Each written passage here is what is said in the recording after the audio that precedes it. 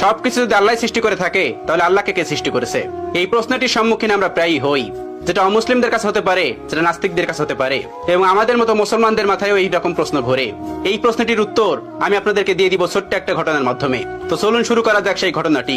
একবার ইরাকে সমস্ত নাস্তিকের একত্রিত হলো এবং সেখানকার সমস্ত আলেমদের ডাকলো এবং বলল, তোমরা যদি আমাদের 4টা প্রশ্নের উত্তর দিতে পারো তাহলে আমরা ইসলাম ধর্ম গ্রহণ করে নেব, আমরা মুসলমান হয়ে যাব, আমরা নাস্তিক থাকবো না। তারপর সকল আলেমরা বলল, ঠিক আছে, তোমাদের প্রশ্ন 4টি করো, আমরা প্রশ্ন উত্তর দেওয়ার চেষ্টা করব। নাস্তিকদের প্রথম প্রশ্ন হলো, আমরা তো এখন সবাই এখানে উপস্থিত আছি, তাহলে আল্লাহ তাআলা কি করছেন? এটিই ছিল তাদের 1 নম্বর প্রশ্ন। তাদের 2 নম্বর প্রশ্ন, আল্লাহ তাআলা গোটা পৃথিবীকে কিভাবে পরিলক্ষিত করে, কিভাবে তিনি গোটা পৃথিবীকে একা পরিচালনা করেন? একা দেখা তো সম্ভব না, তিনি কি করে একা এগুলো পরিচালনা করেন? এটি ছিল তাদের দ্বিতীয় প্রশ্ন। তাদের 3 নম্বর প্রশ্ন, মুসলমানদের নবী হযরত মুহাম্মদ সাল্লাল্লাহু আলাইহি ওয়াসাল্লাম মিরাজে গিয়েছিলেন, পৃথিবীর এই আহ্নিক গতি ভেদ করে আসমানের কোন দরজাতে তিনি আসমানে প্রবেশ করলেন এবং আল্লাহর সঙ্গে দিদার করলেন? এটি ছিল তাদের তৃতীয় প্রশ্ন। এবং তাদের সর্বশেষ প্রশ্ন, আল্লাহ তাআলার আগে কে, আল্লাহ তাআলাকে কে সৃষ্টি করেছেন? এই ছিল তাদের মোট 4টি প্রশ্ন। সেখানে থাকা সকল আলেমরা উত্তর দেওয়ার চেষ্টা করলো, কিন্তু কেউ সৎ উত্তর দিতে পারলো না, কারণ এই প্রশ্নগুলি খুবই কঠিন প্রশ্ন, যার উত্তর দেওয়া তো সহজ না। তারা কেউ পারল না তাদের উত্তর দিতে। ওই সবস্থল থেকে কিছুটা দূরেই ইমামে আজম আবু হানিফা রাহমাতুল্লাহর বাড়ি ছিলেন। আপনারা অনেকেই জানেন, ইমাম আবু হানিফা রাহমাতুল্লাহ কাপড়ের ব্যবসায়ী ছিলেন। তো শহরের পাশেই তার বাড়ি ছিলেন। তার কানেই খবরটি গেল। তিনি জানতে পারলেন সবস্থলে এই ঘটনাটি ঘটছে। তিনি দ্রুত বাড়ি থেকে বের হয়ে সেই সবস্থলে উপস্থিত হলেন। তার বয়স তখন মাত্র 13 বছর।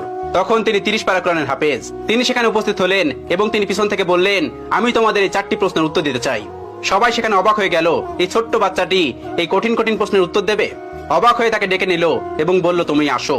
তিনি বললেন, আমি তোমাদের এই সকল প্রশ্নের উত্তর দিব। সবাই রাজি হলেন। তিনি বললেন, প্রশ্ন কে করবে?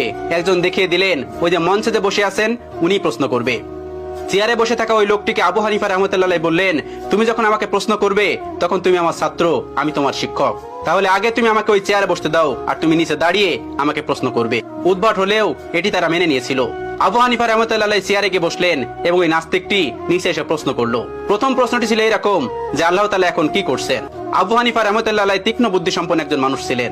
আল্লাহ তাআলা তাকে অনেক হিকমত দিয়েছিলেন, অনেক জ্ঞান দিয়েছিলেন। তিনি উত্তর দিলেন, আল্লাহ তাআলা এই মুহূর্তে তোমার মতো বেকুবকে চেয়ার থেকে নামিয়ে আমাকে চেয়ারে বসিয়ে দিয়েছেন। এটি ছিল 1 নম্বর প্রশ্নের উত্তর। সবাই অবাক হয়েছিল। এই উত্তর খণ্ডানোর মতন উত্তর তাদের কাছে ছিল না, তাই তারা এটি মেনে নিতে বাধ্য হয়েছিল। এবার তিনি বলেছিলেন, এবার তোমার দ্বিতীয় প্রশ্নটি করো। দ্বিতীয় প্রশ্নটি করলো, আল্লাহ তাআলা একা এই পুরো পৃথিবীকে কিভাবে পরিচালনা করে? একা তিনি পুরো পৃথিবীকে কিভাবে দেখেন? তিনি তাদেরকে 4 কোণাওয়ালা একটা ঘরে নিয়ে গেলেন এবং সেই ঘরে একটা বাতি জ্বালালেন, একটা মোমবাতি। এবার তিনি বললেন, এবার বলো, এই আলোর মুখ কোন দিকে, এই আলোর চোখ কোন দিকে? তারা কোনো উত্তর দিতে পারলো না। তারা বলল, এই আলো তো ছড়িয়ে পড়েছে। তিনি তাদেরকে বললেন, আল্লাহ তাআলা নূরের তাজাল্লির মাধ্যমে গোটা পৃথিবীতে এভাবে ছড়িয়ে রেখেছেন এবং তিনি সবকিছু দেখতে পান এই নূরের মাধ্যমে। এই প্রশ্নের উত্তর নাস্তিকদের কাছে ছিল না, তারাও এটি মেনে নিয়েছিল। তৃতীয় প্রশ্ন করা হলো, হযরত মুহাম্মদ সাল্লাল্লাহু আলাইহি ওয়াসাল্লাম পৃথিবীর আহ্নিক গতি ভেদ করে আসমানের কোন দরজা দিয়ে আল্লাহর সঙ্গে মেরাজ করতে গেছিল? তখন আবু হানিফা রাহমাতুল্লাহ হাতে একটা ডিম নিলেন এবং বললেন, এই ডিমটি থেকে 22 থেকে 23 দিন পরে বাচ্চা ফুটে বের হবে। এবার তোমরা বলো, এই ডিমটির বাচ্চা কোন দিক থেকে বের হবে? তারা বললেন, এটি ঠোঁট দিয়ে ডিম ভেঙে বের হবে। তিনি বললেন, কোন দিক দিয়ে বের হবে? তারা বললেন, এটা আমাদের জানা নেই। এবার ইমাম আবু হানিফা রাহমাতুল্লাহ বললেন, আল্লাহ তাআলা তার বান্দাকে আসমানে নিবেন কোন দরজা দিয়ে নিবেন, এটি আল্লাহ তাআলা ভালো জানেন। এটা আল্লাহ তাআলার কাজ, তোমার আমার কাজ না। আসমান তার, আসমানের যে কোনো জায়গা দিয়ে তার নবীকে আসমানে নিতে পারেন। চতুর্থ প্রশ্ন, যেটি সব থেকে গুরুত্বপূর্ণ, আল্লাহ তাআলাকে কে সৃষ্টি করেছেন? আল্লাহ তাআলার আগে কে? ইমাম আবু হানিফা রাহমাতুল্লাহ বললেন, তোমাদের মধ্যে কি এমন কেউ আছেন যিনি অনেক ভালো অঙ্ক করতে পারে? তখন একজন বললেন, হ্যাঁ আমি পারি। তখন তাকে বলল, তুমি 1 থেকে গুনতে শুরু করো। তখন সে গোনা শুরু করলো।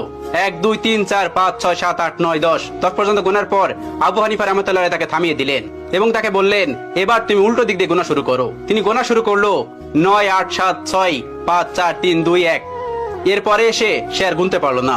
এবার ইমাম আবু হানিফা রাহমাতুল্লাহ তাকে বললেন, তুমি থামলে কেন? আমি তো তোমাকে থামতে বলিনি। তিনি বললেন, এর আগে কিছুই নেই। এবার আবু হানিফা রাহমাতুল্লাহ বললেন, আল্লাহর আগেও কিছু নেই। সামান্য একটা সংখ্যা দিয়ে যদি তার আগে কি আছে তুমি বুঝতে না পারো, তাহলে তুমি সেই মহান সত্তাকে কিভাবে বুঝতে পারবে যে তার আগে কেউ নেই? তোমার মাথায় এই জ্ঞান আল্লাহ তাআলা দেননি। এজন্য তুমি প্রশ্ন করো, আল্লাহ তাআলার আগে কে? আল্লাহ তাআলার আগে কেউ নন। কুল হুয়াল্লাহু আহাদ, আল্লাহুস সামাদ, লাম ইয়ালিদ ওয়া লাম ইউলাদ ওয়া লাম ইয়াকুল লাহু কুফুয়ান আহাদ। তিনি এক এবং একক, তাকে কেউ জন্ম দেননি, তিনিও কাউকে জন্ম দেননি। তিনি শাশ্বত চিরন্তন, তার আগে পরে কেউ নেই। এই ছিল আবু হানিফা রাহমাতুল্লাহ প্রজ্ঞা এবং জ্ঞান, যেটি দিয়ে তিনি পুরো পৃথিবীকে আলোকিত করে রেখেছিলেন তার জ্ঞান দিয়ে। এখনো তার কিতাব, তার দর্শন দিয়ে মানুষ ইসলামকে পরিচর্যা করে। আল্লাহ তাআলা আমাদের সকলকে ইসলামের পথে থাকার তৌফিক দান করুন, ইসলামের পথে চলার তৌফিক দান করুন, ইসলামের বিধানগুলো মানার তৌফিক দান করুন।